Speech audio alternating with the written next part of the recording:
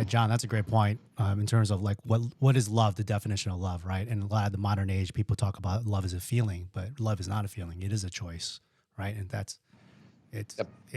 it's the choice of, especially you brought the marriage example, is that people usually when people like you, okay, in the outside world, they care for your strengths, but in honesty, like you have to love somebody even at their worst, and you still choose to love them even at their highs and lows. And so it's difficult, but that's what God does for us, right? In our lowest of lows, He still loves us. And I was talking to a friend about like we were talking like doing a Bible study on the Greek word of love, right? So you got agape and phileo, right? And so agape is known as the sacrificial love, is the highest form of love. Phileo is known as like the friendship love. And my friend brought up the point though, like in many ways, and we're looking at the last chapters of John, like Jesus asked Peter, like, do you agape me? And Peter's like, I phileo you. And so people just say, oh, that it doesn't really, there's no big difference. But why did Peter use phileo love versus agape?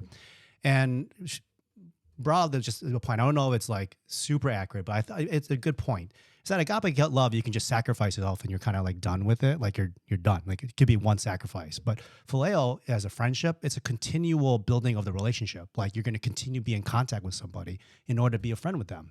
Like I could sacrifice somebody but not have a relationship with them. I could be like, I'm going to just give away all my money to somebody and not necessarily have a great relationship. I'll sacrifice my own will and desires for somebody because I love them, but it doesn't necessarily mean that they have any choice in the matter.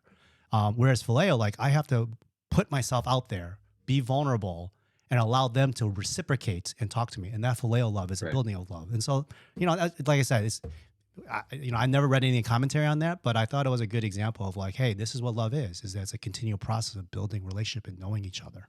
So.